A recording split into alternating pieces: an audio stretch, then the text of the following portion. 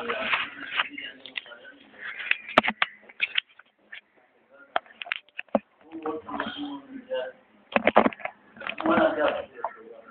بالله من الشيطان الرجيم. بسم الله الرحمن الرحيم. الحمد لله نحمده ونستعينه ونستغفره ونؤمن به ونتوكل عليه ونعوذ بالله من شرور أنفسنا ومن سيئات أعمالنا.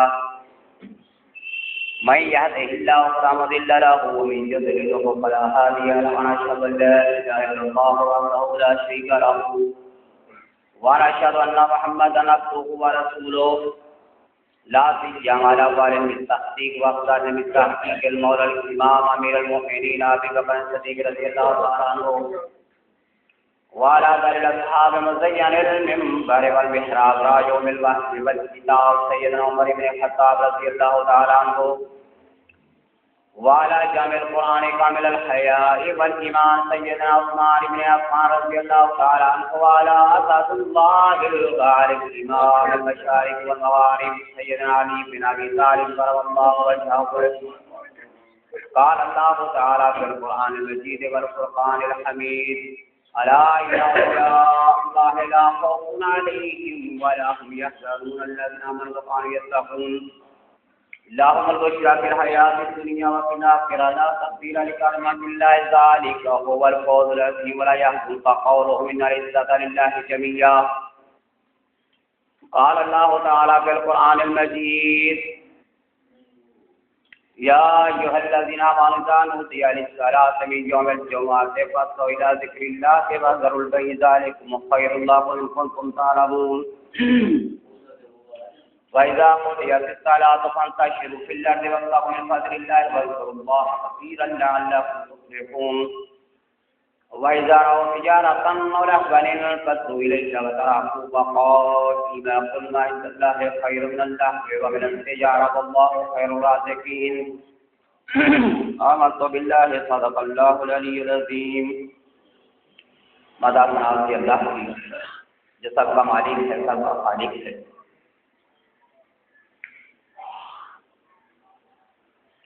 وہ ذات بڑی بابرکت ہے، وہی سب سے اعلیٰ ہے، وہی سب سے عرفہ ہے، وہی ذات بلند و بالا ہے، اسی کی ذات پاک ہے. سبحان اللہ والحمد للہ ولا الہ الا اللہ واللہ اکبر. زمین و آسمان میں اسی کی حمد ہے، اور کوئی بھی چیز دنیا میں ایسی نہیں ہے جو اللہ کا ذکر بیان نہیں کرتی. تو ہر وقت اللہ کا ذکر کرتے رہنا چاہیے. سبحان اللہ و بحمدہ، سبحان اللہ العظیم و بحمدہ، استغفر اللہ. سبحان اللہ والحمد للہ ولا الہ الا اللہ واللہ اکبر. ولا حول ولا قوة الا باللہ العلی العظیم. یا حی یا قیوم برحمتک نستغیث یا ذا الجلال والاکرام. یا صبور یا قدوس یا مالک یا سلام. اللہ کا کوئی بھی نام ہے اس کے ساتھ آپ اپنے خدا کو پکار سکتے ہیں. میرے بھائیوں، فرمایا کہ لیس یتحسر اہل الجنۃ الا علی ساعۃ مرت بهم لم یذکر اللہ تعالی. جنت میں جانے کے بعد آدمی کو کسی بات کی حسرت نہیں ہوگی بجز اس وقت پر جس میں اللہ کا ذکر نہیں کیا. آدمی جنت میں جانے کے بعد کہے گا کہ اے کاش کہ میرا ایک بھی لمحہ ایسا نہ ہوتا کہ جو اللہ کے ذکر کے بغیر گزر گیا. تو اللہ کا جو ذکر ہے یہ کرتے کرتے اللہ کا ولی بن جاتا ہے. اور پھر یہ اللہ کا ذکر کرنے والے ماں باپ، ان کے خون میں یہ چیز شرائط کر جاتی ہے کہ ان کی آنے والی آل اولاد نیک بنتی ہے. تو اللہ کے جو نیک بندے اللہ کے ولی ہے، یہ ان کی آپ تاریخ پڑھ کے دیکھیں کہ ان کے والدین کتنے متقی پرہیزگار تھے۔ حضور غوث اعظم جب پیدا ہوئے تو ماں کا دودھ نہیں پیتے تھے۔ شب کو پیدا ہوئے، دن کو رمضان کا چاند چڑھ گیا، تو یہ اس وجہ سے دودھ نہیں پیتے تھے رمضان کے احترام میں کہ ان کے والدین کے اندر وہ نیکی موجود تھی۔ ایک سبق تھا لوگوں کے سامنے۔ پتا چلا کہ مشہوری ہوئی، کہنے لگے شریفوں کے گھر میں ایک ایسا بچہ پیدا ہوا ہے جو رمضان میں ماں کا دودھ بھی نہیں پیتا۔ تو یہ اثر پڑتا ہے نا۔ حضرت قطب الدین بختیار کاکی، ان کی ماں جب اپنے بچے کو کھلایا کرتی تھی قرآن کی لوریاں دیا کرتی تھی، اور یہ ایسی ماں جو قرآن پڑھتے ہوئے اپنے بچوں کو سنبھالتی ہے۔ وہ بچہ جب پڑھنے کے لیے مدرسے میں جاتا ہے، اب استاد اس کو پڑھانے لگا ہے لیکن وہ بچہ اس کو پہلے ہی سنا دیتا ہے۔ یہ اللہ کا نیک بندہ ایسا ہے جس نے ماں کے پیٹ کے اندر قرآن مجید کو حفظ کر لیا، تو اثر پڑتا ہے نا ان چیزوں کا۔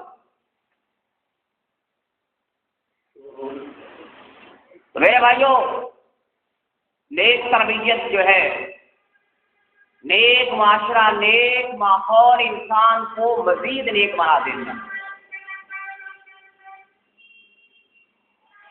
بھائی یہ دیکھو نا، اطاعت فرما برداری جو ہے یہ انسان کو کامل بناتی ہے۔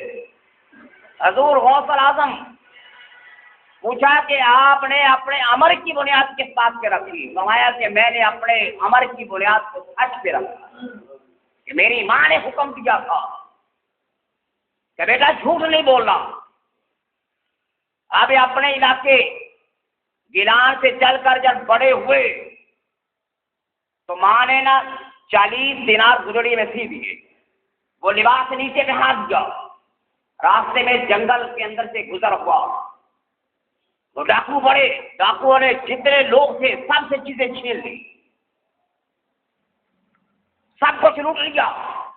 یہ حضور غوث اعظم جو ہے بچے تھے، ان کے پاس سے کچھ نہیں نکلا۔ انہوں نے پوچھا تمہارے پاس کیا ہے؟ فرمایا میری گدڑی میں نا 40 روپے ہے، 40 دینار جو میری ماں نے دیے ہیں۔ وہ اس بچے کو پکڑ کے اپنے ڈاکوؤں کے سردار کے پاس لے کر گئے۔ اس نے کہا تجھے کون سی چیز ہے جو سچائی پہ مجبور کرتی؟ پیسے تیرے پاس نہیں ہے؟ فرمایا کہ میری اندر گدڑی کے اندر پیسے ہیں، میری ماں نے دیے تھے، آپ تلاشی لے لے، پیسے نکلے۔ وہ ڈاکوؤں کا سردار حیران ہوا کہ آپ جھوٹ نہیں بولتے۔ فرمایا میری ماں کا حکم ہے کہ سچ بولنا ہے۔ وہ آدمی کہنے لگا کہ یہ آدمی جو اپنی ماں کا کہنا نہیں ڈالتا، میں کتنا بدبخت ہوں کہ میں اپنے خدا کے حکم کو توڑ دیتا ہوں، میں اپنے خدا کے حکم کو چھوڑ کے بیٹھا ہوں۔ یہ نیک واسطوں کا، نیک بندوں کا توسل ہے کہ حضور غوث اعظم کی برکت سے وہ 40 ڈاکو سب کے سب متقی پرہیزگار توبہ کرنے والے بنے، اور بتایا کہ ہم اپنے خدا کی کیوں نہیں مانتے؟ بچہ تو اپنی ماں کے کہنے پہ جھوٹ نہیں بولتا۔ تو یہ اثرات ہوتے ہیں جو نفوذ کرتے ہیں، یہ وہ چیزیں ہیں جو نسل در نسل لوگوں کے اندر آتی ہے۔ اسی لیے تو کہتے ہیں نا خون بولتا ہے۔ کہتے ان کے والد محترم کا واقعہ ہے کہ کسی جگہ سے گزر رہے تھے، ندی کے اندر سے ایک سیب یا مالٹا وہ ملا، اٹھا کے کھا لیا۔ بعد میں سوچنے لگے کہ یہ پتہ نہیں کس مالک کا ہے، کس باغ کا ہے، میرے لیے تو جائز نہیں تھا۔ آپ اس ایک پھل کو بخشوانے کے لیے پیچھے مالک کے پاس گئے، باغ میں۔ اب جس کے پاس گئے وہ سوچنے لگا کہ یہ آدمی کتنا پرہیزگار ہے، اتنی سچائی کا مالک ہے، ایک درخت کا پھل ہی تھا، کھا لیا تو کیا ہوا؟ نہیں، فرمایا کہ میں نے یہ کھایا ہے بغیر اجازت کے، میں مالک سے بخشوانے کے لیے آیا ہوں کہ مجھے معاف کر دو، میں نے پھل کھا لیا ہے۔ وہ باغ کا مالک حیران پریشان ہوا اس نے کہا ایک شرط ہے، میں آپ کو معاف کرتا ہوں۔ فرمایا کیا شرط ہے؟ فرمایا میری شرط یہ ہے کہ آپ میری بیٹی کے ساتھ شادی کرو، اور وہ گونگی ہے، بولتی نہیں ہے، اس کی سماعت نہیں ہے، سنتی نہیں ہے، اندھی ہے، لولی لنگڑی ہے، چل نہیں سکتی، آپ شادی کر لو، میں معاف کر دیتا ہوں۔ وہ حیران پریشان ہوئے، مایا کہ ایک بخشش کے لیے یہ سارا کچھ کرنا پڑے گا۔ شادی ہو گئی۔ شادی کے بعد دیکھا وہ تو بڑی خوبصورت عورت، بڑی لکھی لگتی ہے، نیک پاکیزہ۔ وہ حیران پریشان ہوئے، آ کر پوچھا آپ تو کہتے تھے گونگی ہے، بولتی نہیں ہے، آنکھوں سے دیکھتی نہیں ہے، بہری ہے، چلتی پھرتی نہیں ہے۔ فرمایا کہ اللہ کے بندے ایسے ہی ہے، میری بیٹی گونگی اس وجہ سے ہے کہ اس نے آج تک کسی غیر محرم سے بات نہیں کی، یہ اندھی اس لیے ہے کہ اس نے آج تک کسی غیر محرم مرد کو نہیں دیکھا۔ اور لولی لنگڑی میں نے اس وجہ سے کہا تھا کہ میری بیٹی آج تک چل کر گھر سے نہیں نکلی کہ کسی غیر کے محلے میں، غیر کے گھر میں، یا غیر ارادی طور پر گھر سے نکلی ہو، اس لیے لولی لنگڑی سے۔ تو آپ اندازہ لگائیں کہ ایک ایسی عورت جس کے نکاح میں ہو تو اس کے اندر سے اللہ کا ولی نہیں پیدا ہوگا تو کیا ہوگا؟ اسی کے اندر سے حضور غوث اعظم پیدا ہوئے۔ میرے بھائیوں یہ وہ چیزیں ہیں نیک لوگوں کے اندر سرایت کر جاتی ہے، اور حضور غوث اعظم کو اللہ نے ایسی وقت عزت رفعت عطا کی کہ پیدائشی طور پر ہی مادر ساتھ بنی، اور یہ علاقہ گیلان کا ہے، بحیرہ حضر افغانستان جس کا پرانا نام فارس بھی ہے، وہاں کے علاقے سے نکلے علم کے تحصیل کے لیے۔ بغداد اس وقت سب سے بڑا علاقہ تھا علم کے حصول کے لیے، تو ماں نے دین کی تیاری کے لیے، علم کے حصول کے لیے اپنے بیٹے کو روانہ کیا، اور حضور غوث اعظم نے 25 سال ایسے گزارے، اتنی بھوک برداشت کی، اتنا مجاہدہ کیا، جنگلات میں برسوں پھرتے رہے، علم تصوف کے حصول کے لیے، علم فقہ کے حصول کے لیے، علم حدیث کے حصول کے لیے۔ فرماتے کہ 1 سال میں ایسا گزار دیتا کہ جو نیچے گیری پڑی چیزیں وہ اٹھا کے میں گزارا کرتا۔ 1 سال کھاتا نہیں تھا، صرف پیتا تھا، اور میں مجروح مشہور تھا لوگوں کے سامنے۔ یہ دین کی لگن علم کے حصول کی بات تھی کہ حضور غوث اعظم فرماتے ہیں کہ میں نے جنگلات کے اندر، صحراؤں میں، جگہ جگہ پر ہر چیز کو برداشت کیا کہ کسی طرح سے وہ رب کا عمل مل جائے۔ اور ایک ایسا شخص جو گھر سے نکلا، آج بغداد کے علاقوں میں اتنے سال تک رہا، اسے کیا خبر تھی کہ یہ چھوٹا سا بچہ کل کا وقت کا ہوش ہوگا، وقت کا قطب ہوگا، ابدالوں کا بدار ہوگا، ایسا اللہ کا نیک ولی بنے گا کہ 313 اولیاء اللہ کی گردن اس کے قدم کے نیچے ہوں گی۔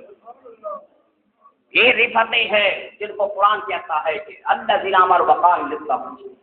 لوگوں، جو لوگ ایمان والے ہیں وہی متقی۔ الا ان اولیاء اللہ لا خوف علیہم ولا هم یحزنون، جو اللہ کے نیک بندے ہیں انہیں کوئی غم نہیں، دنیا میں نہ آخرت میں غم ہوگا۔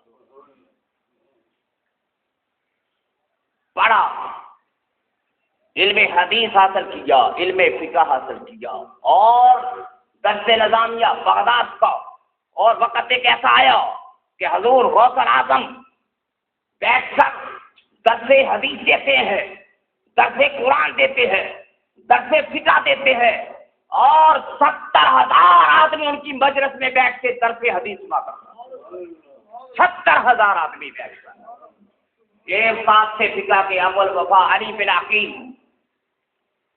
غالب بن محمد بن حسن الباقی، یہ اتنے عظیم استاد کہ انہوں نے ان کے دل کے اندر دین الہی، خوف الہی، ساری چیزوں کو یکجا کر دیا۔ بھائی کیا اللہ کا جو ولی ہوتا ہے وہ عالم نہیں ہوتا؟ آپ کس کو ولی کہتے ہیں؟ آپ کے نزدیک ولی کی تعریف کیا ہے؟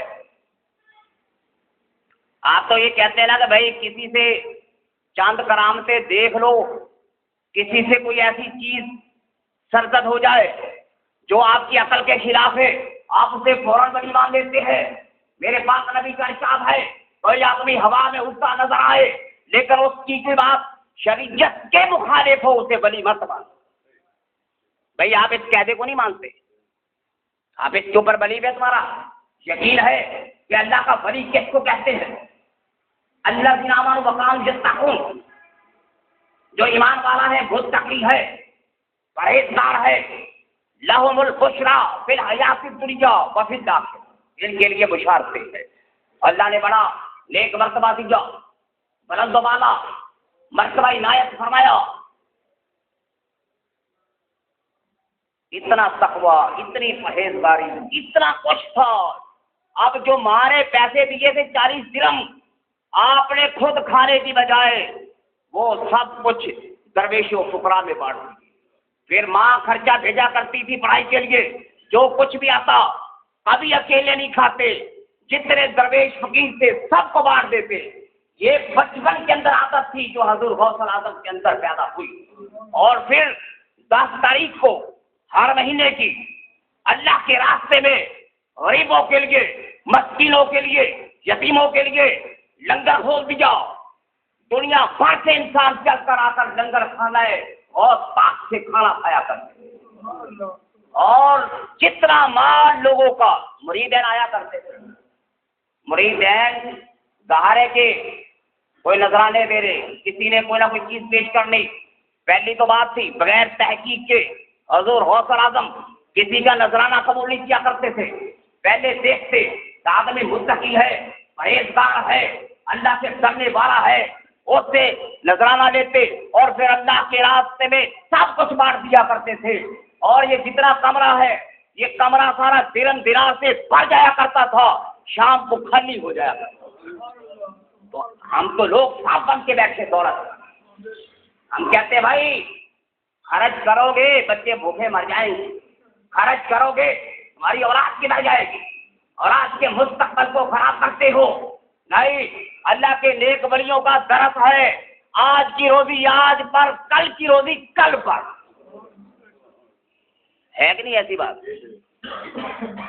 آج کی روزی آج، کل کی کل پر۔ یہ خلیفہ ہے مستنجد باللہ، اپنے وقت کا امیر المومنین، یہ بغداد کا بلکہ پورا علاقہ مسلمانوں کا، یہ مستنجد باللہ، اس نے ایک دفعہ اشرفیہ لا کر حضور غوث اعظم کے سامنے پیش کی۔ حضور غوث اعظم نے ایک ہاتھ سے نچوڑی، دوسرے ہاتھ سے جب اس کو دبایا تو اس کے اندر سے لہو نکلا، خون کی لہریں، خون کی ندیاں نکلی۔ فرمایا اے خلیفہ وقت، لوگوں کے اوپر ظلم کر کے، لوگوں کے اوپر ٹیکس لگا کر، لوگوں کا ناجائز مال نہ حق لے کر پھر نذرانہ بنا کے میرے سامنے پیش کرتے ہو، یہ غریبوں کا خون اس کے اندر ہے، اس کو اپنی نظر سے دے۔ اتنا متاثر ہوا کہ توبہ صاحب ہوا، فرمایا کہ تم غریبوں کا مال لوٹ کے، ٹیکس جمع کر کے، ناجائز صدقے لا کر میرے سامنے رکھتے ہو، خدا سے ڈرو، خدا سے خوف۔ یہ وہ عالم ہے کہ جس کو میرے پاس اس اللہ کے ولی نے دنیا کے سامنے پیش کیا، اپنے کردار، سچائی سے، اپنے تقوی سے، اپنی پرہیزگاری سے، اور بڑا کاروبار تھا۔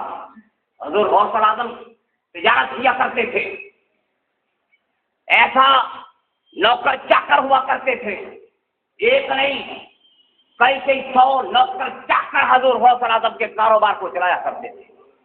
ایک دفعہ ایسا ہوا، ایک جہاز تجارت کے لیے جا رہا تھا، اس کے اندر مال تھا، کسی آدمی نے آ کے کہا کہ حضور وہ جہاز ڈوب گیا۔ بھائی الحمدللہ، اللہ کا شکر ہے کچھ دیر کے بعد ایک آدمی نے آ کر کہا کہ حضور وہ مال جتنا جہاز کے اندر تھا نا ڈوبا، وہ ڈوبنے سے بچ گیا، دوبارہ نکل آیا۔ پھر آپ نے الحمدللہ کہا۔ ایک آدمی کہنے لگا حضرت بات یہ ہے، آپ نے الحمدللہ پہلے بھی کہا پھر بھی کہا، اب یا تو پھر آپ کا اپنا مال نہیں ہے، جائز ناجائز سب شامل ہے اس کے اندر، اس لیے پہلے بھی الحمدللہ پھر بھی الحمدللہ۔ کہ اللہ کے بندے ایسی بات نہیں ہے، مال میرا اپنا ہے، جائز ہے، جہاز ڈوب گیا، میں نے اپنے دل پر نظر کی، میرے دل کے اندر وہی یقین خدا پہ تھا جو جہاز ڈوبنے کے وقت تھا، میرے دل کے اندر عقیدہ خدا ویسے ہی تھا جیسے پہلے تھا، میں نے اس لیے الحمدللہ پڑھا۔ اور پھر جب مال کے بچنے کی خبر سنی تو میں نے دل پہ غور کیا، ویسے ہی عقیدہ خدا پر تھا جیسا پہلے تھا۔ ساری دنیا لٹ پڑ جائے لیکن خدا کے اوپر یقین تمہارا کامل ہونا چاہیے۔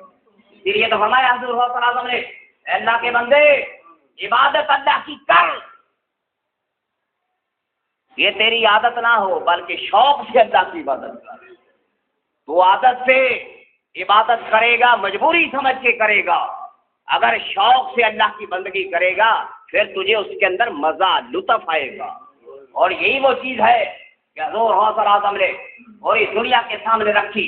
علم طریقت کیا ہے، علم شریعت کیا ہے، کتاب حضور صلی اللہ علیہ وسلم کی پڑھ کے دیکھو، جس کے اندر سارے مسائل اٹھنے کے، بیٹھنے کے، مرنے کے، روٹی کھانے کے آداب، سود کیا ہے، تجارت کیا ہے، کوئی بھی زندگی کا ایسا معاملہ نہیں ہے جس کا ذکر حضور غوث اعظم نے اپنے اس کتاب میں نہ کیا ہو۔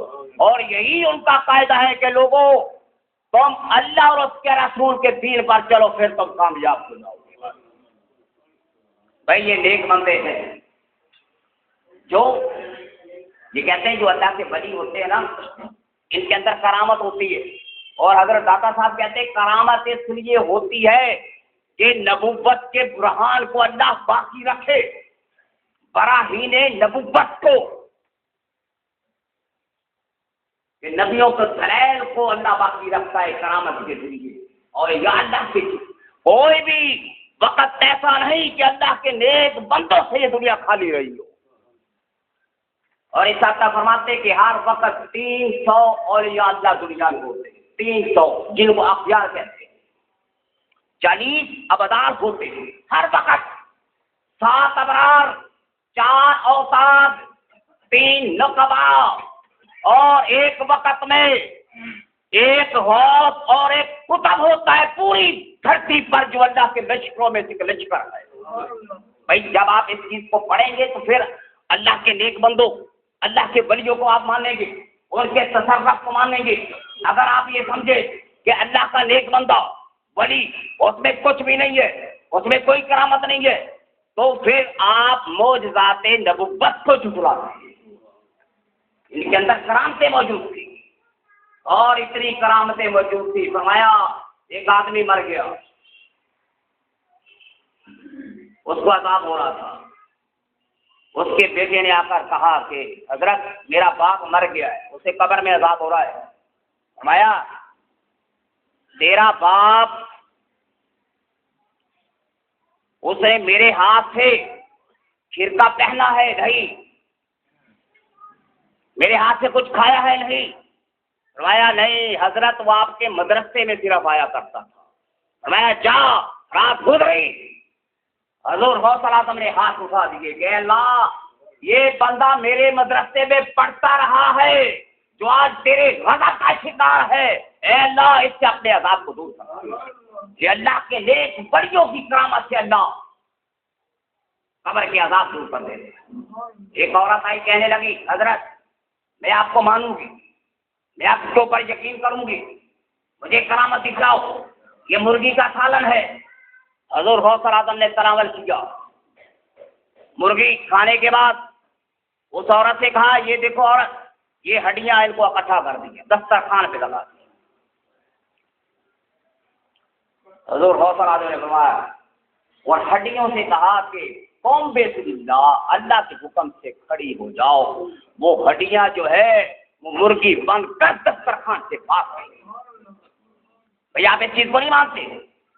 ایک آدمی کہنے لگا حضور موسم نے یہ سیب کا، مجھے سیب چاہیے۔ حضور غوث اعظم نے ایسے اشارہ کیا اور سیب اس کی تھیلی پہ رکھا ہوا۔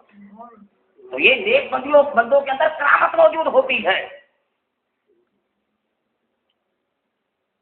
ایک عورت جس کی بیٹی کو جن اٹھا کے لے گیا، اس کے والدین چل کر آئے حضور غوث اعظم کے پاس، فرمایا کہ ہماری بیٹی کو جن اٹھا کے لے گیا، وہاں ایک پہاڑ پہ جاؤ، ایک دائرہ لگا دینا اور دائرہ لگا کر وہاں پہ کھڑے ہو کے صرف صدا لگانا کہ جو بھی جن اس کی بیٹی کو اٹھا کے لے گیا ہے، اللہ کا نیک بندہ شیخ عبد القادر حکم دیتا ہے اس کو واپس کر۔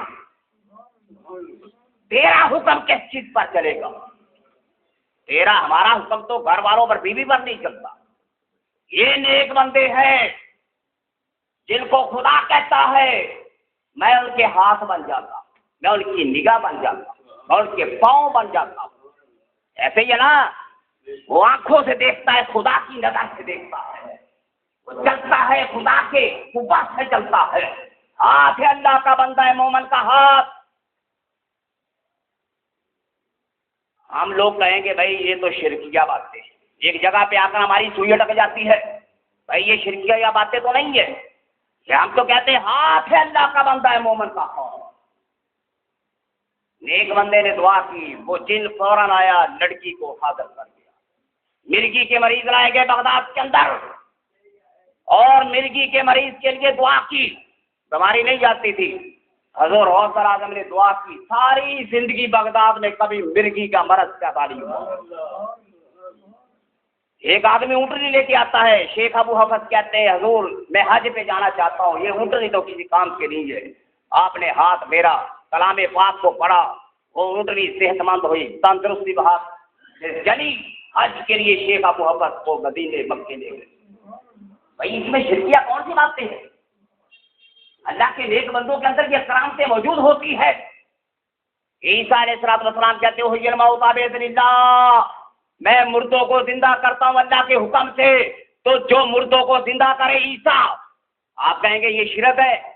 وَأُنَبِّئُكُم بِمَا تَأْكُلُونَ، میں تمہیں خبر دوں گا جو تم گھر سے کھا کے آتے ہو، مَا تَدَّخِرُونَ، اور جو تم چھوڑ کے آتے ہو، ٹھیک ہے نا؟ حضرت عیسیٰ علیہ السلام کہتے ہیں میں بتاتا ہوں تم کیا کھا کر آئے ہو، کیا چھوڑ کے آئے ہو۔ اور مٹی کے پرندے بنا دیتے، مٹی کے پرندوں کو بنا کے پھونک مارا کرتے تھے، وہ صحیح سلامت جانور بڑھ کے اڑ جایا کرتا تھا۔ طیرا باذن اللہ ہے۔ میرے بھائیو، اللہ کا بندہ جو ہوتا ہے نا نیک ولی، وہ یہ نہیں کہتا میرے حکم سے کھڑا ہو جا، وہ خدا کی قوت کا اظہار کرتا ہے۔ یہ کرامت جو ہوتی ہے اللہ کے نیک بندوں سے، معجزات ہوتے ہیں نبیوں سے۔ یہ میرے پاک نبی ہاتھ سے اشارہ کیا تھا، چاند کو ٹکڑے کر دیا تھا۔ ایسے ہی ہے نا، اقتربت الساعۃ وانشق القمر، اس وقت بھی لوگ کہتے تھے یہ بہت بڑا جادوگر ہے، جس کا جادو آسمانوں پہ بھی چل جاتا ہے، بڑا جادوگر ہے یہ۔ میرے بھائیوں، یہ نیک بندے جو ہے ان کی دعاؤں کے اندر اثر موجود ہوتا ہے۔ یہ نیک بندے جو ہے پھر اللہ کے حکم سے بولتے ہیں، اللہ کے حکم سے چلتے ہیں۔ یہ حضور غوث اعظم، انہوں نے 40 سال تک عشاء کی نماز، فجر کی نماز ایک وضو سے پڑھی، 40 سال تک درس حدیث دیا، 40 سال تک فقہ کا درس دیا، 40 سال تک لوگوں کو تبلیغ کی طرف بلایا۔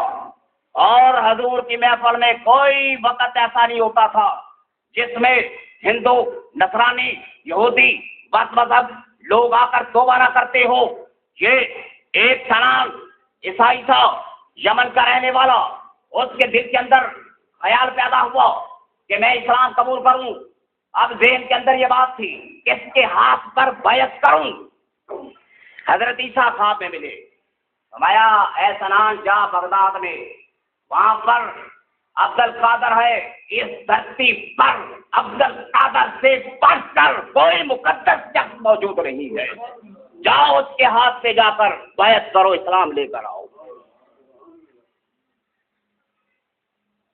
یہ قوت ہے، قوت ہے، یہ وہ چیز ہے کہ اللہ دینا مانو وقان یتقون، یہ براہین نبوت ہے، یہ سلسلہ نبوت کے اندر سے. اور حضور غوث الاعظم حسنی بل حسینی ہے، ماں باپ کی طرف سے سید النسب ہے، حضرت حسن کی اولاد ہے. اور سادات کے اندر اللہ نے یہ چیزیں رکھی ہے، ان کو کرامتوں سے اللہ نوازتا ہے. اور میرے پاک نبی کے خون کی برکت سے وہ ہاتھ اٹھا دے تو اللہ مشکلات کو دور کر دیتا ہے. مانتے ہیں کہ نہیں آپ اس کو؟ میرے بھائیوں، سارے حسب نسب ختم ہو جائیں گے، میرے پاک نبی نے کہا، لیکن میرا حسب نسب قیامت کے دن بھی چلے گا. یہ حسب نسب نہیں ٹوٹے گا.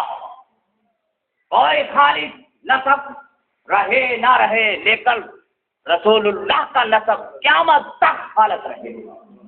میرے بھائیوں، یہ نیک بندے حضور غوث الاعظم متقی پرہیزگار اسی چیز کا درس دیا. اے لوگوں، نیک بندے بن جاؤ، سخاوت پیدا کرو حضرت ابراہیم جیسی، رضا پیدا کرو حضرت اسماعیل جیسی، صبر پیدا کرو ایوب جیسا، اشارے زکریا جیسے ہو جیسے اللہ نے حکم کیا تھا. بھائی تمہاری غربت حضرت یحییٰ جیسی ہو کہ جنہوں نے ساری زندگی گھر بار نہیں بنایا، اپنوں کے ہوتے ہوئے بھی بیگانی زندگی گزاری. ایسا فخر پیدا کرو جو حضرت یحییٰ علیہ السلام نے پیدا کیا تھا. اور فخر محمد پیدا کرو، اس نے اخلاق کراؤ. یہ وہ صوفی ہے جو ان چیزوں پہ چلتا ہے. لباس کے پہن لینے سے کوئی صوفی نہیں بن جاتا جب تک کہ اس کا عمل سنت نبوی کے مطابق نہیں ہے. جب تک کوئی علم طریقت کو نہیں سمجھتا. علم طریقت کیا ہے؟ علم شریعت کیا ہے؟ معرفت کیا، حقیقت کیا ہے؟ بھائی ہم تو اس بحث میں نہیں پڑھتے کہ علم طریقت کیا ہے، شریعت کیا. ہم تو یہ سادہ بات کہتے ہیں کہ میرے پاک نبی کی سنت پر چلو، میرے پاک نبی کی سیرت پر چلو. اس سے بڑی کوئی کرامت دنیا میں نہیں ہے. کہ حضور غوث الاعظم، حضور داتا گنج بخش فرماتے ہیں، ایک آدمی آیا کہنے لگا، حضرت بڑی دیر کا آپ کے پاس ہوں، میں نے کوئی کرامت نہیں دیکھی آپ نے. فرمایا، اے بندے بتلا، میں نے کوئی امر سنت کے مخالف کیا ہے تو بتلا. یہ سب سے بڑی کرامت ہے کہ نبی کے دین پر چلا جائے. آپ کو اللہ نے پابند نہیں بنایا کہ پرندوں کو اڑاؤ، مردوں کو زندہ کرو، برس کی بیماری دور کرو، فراز کرامتیں دکھلاؤ. یہ کوئی معجزات ایسے نہیں ہوتے کرامتیں کہ جن کے ذریعے دین چلتا ہے. یہ صرف ایک اثبات ہوتا ہے کہ جب آدمی نہ مانے انہیں دکھلانے پڑتے ہیں. ورنہ آپ کا ایمان کامل یہ ہے جو میرے پاک رسول نے فرمایا، یؤمنون بالغیب، جو میرا پاک نبی کہتا ہے سچ ہے، اس کے علاوہ کوئی چیز سچ نہیں ہے. یہی شریعت ہے، یہی سنت ہے، یہی سیرت ہے جو قرآن کہتا ہے اور جو میرے پاک نبی کی سیرت کہتی ہے. وآخر دعوانا